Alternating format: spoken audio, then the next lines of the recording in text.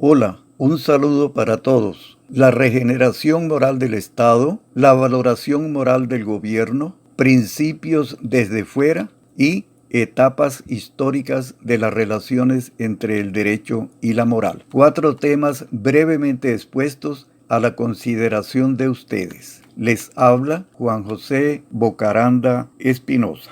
Primer tema: la regeneración moral del Estado. La ética pública no es asunto de mera buena voluntad ni de buenas intenciones, algo así como abrir las ventanas para que penetre el aire fresco y dé muerte a los microbios. No, porque están de por medio los intereses de la gente y la mayoría de las veces los intereses más subalternos. No olvidemos que el contrapeso más dramático de la ética pública es el egoísmo, que amarra las conciencias aún a lo más abyecto y deleznable. Esta realidad se complica aún más cuando se pretende la existencia de una sociedad ética en medio de un estado inmoral, minado por la corrupción e inficionado por bajos intereses. Por consiguiente, el punto de partida para el renacimiento de la ética pública y subsecuentemente para el nacimiento de una justicia verdaderamente digna, radica en la regeneración moral del Estado. Pero resulta ingenuo, por no decir estúpido,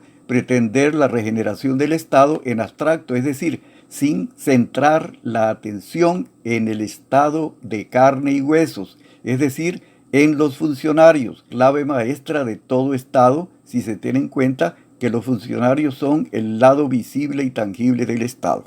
Así pues, la regeneración moral del Estado consiste en la reeducación de los funcionarios. Primero, para que tomen conciencia del deber fundamental que deben cumplir en todos los actos que realicen en nombre del Estado. Segundo, para que comprendan que su deber fundamental radica en hacer el bien y únicamente el bien a todos los ciudadanos que soliciten su atención. Tercero, para que comprendan que son servidores del Estado y que deben servir con esmero, prontitud y alegría. Cuarto, para que comprendan que deben cumplir sus obligaciones con eficiencia, contribuyendo a la eficacia de las leyes y en procura de un Estado efectivo. Quinto, para que tomen conciencia de lo que es y significa el Estado ético de derecho, donde el fin es el bien que ordena la moral y el derecho es el medio para la realización del bien. Que los funcionarios se den cuenta de lo que es y significa la ley moral. Ley por norma jurídica, moral por naturaleza ética. Y que se den cuenta de lo que es y significa el principio ético o expresión constitucional de la ley moral. Segundo tema, la valoración moral del gobierno. Cada sociedad abriga ideas particulares sobre el poder, la obediencia y la legitimidad del poder o imagen del poder que tiene la sociedad. Ahora bien, a medida que aumenta el sentido crítico de la humanidad, aumenta también la valoración moral de las instituciones, más allá del derecho, lo que nos lleva a afirmar que la crítica, así como hace al hombre, hace también a las sociedades conforme al momento que les corresponde vivir. Por ello, presente la moral en el derecho a través de los derechos humanos, hoy, cuando el pueblo valora a un gobierno, lo valora conforme a la moral, y es en ese sentido fundamental como lo aprueba o lo descalifica. Por consiguiente, el consentimiento de los gobernados es fundamental en la idea de la legitimidad del poder y se refiere especialmente a la forma y medida en que el gobierno acate los valores éticos y respete los principios morales. Por consiguiente, la única imagen del poder que la sociedad considera válida hoy es la de un Estado regido por la ley moral en atención al valor de los derechos humanos. Esto quiere decir que para que exista la legitimidad del poder no son suficientes el aporte del derecho ni la organización que éste realice aún con criterios de justicia, pues esto sería una concepción formal y estática. Se requiere una legitimidad sustancial en desarrollo cotidiano, y en este sentido se precisa una idea de justicia permanente que no puede tener lugar sin el aporte y orientación del principio ético y si los funcionarios no la encausan por la senda del bien acatando la ley moral. Porque la justicia no es simplemente idea, sino también y sobre todo valor, voluntad, sentimiento. Sin un real sentimiento de lo justo,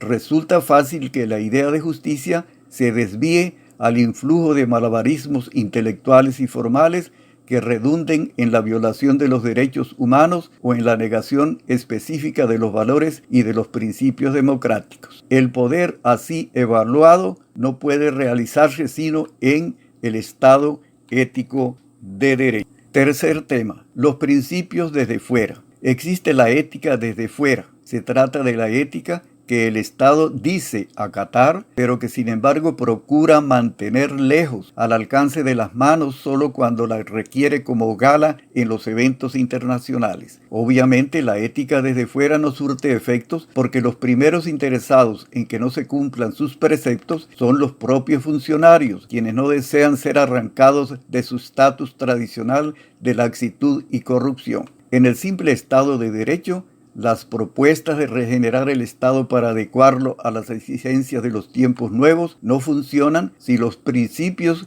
que se sugieren están fuera del Estado, pues este último queda en libertad de aceptarlos total o parcialmente o de desecharlos sin explicación alguna. De ahí que solo podamos confiar en la ética endoestatal, y eso en la forma que propone la iusética, a saber, mediante una moral jurídicamente coercitiva que obligue a los funcionarios como toda norma legalmente establecida. Se trata de una moral coactiva específica del sistema iusético. Y finalmente, el cuarto tema, las etapas históricas de las relaciones entre el derecho y la moral. La historia del derecho y la moral ha cubierto varias etapas que conviene recordar a propósito de la iusética. Primera etapa, confusión entre moral, derecho y religión. Ejemplos, el libro de los muertos, el código de Manú y el Deuteronomio. En Grecia no se distinguió la moral del derecho y en Roma se admitió en una época de transición,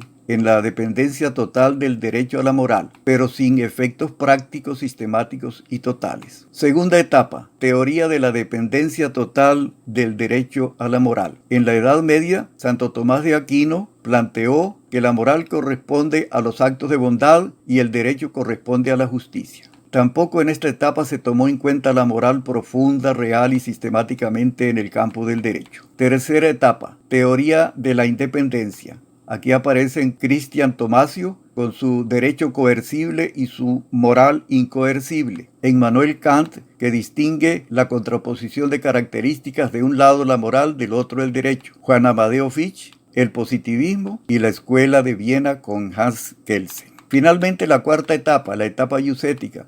En correspondencia con la esencia de los derechos humanos, esta podría ser la cuarta etapa en la historia de la relación entre moral y derecho. La etapa iusética plantea la unión real, plena, sistemática y permanente de la moral con el derecho. Aquí se habla entonces de fusión, simbiosis y colaboración en la obra común de impulsar el ascenso del ser humano para que realice plenamente su dignidad.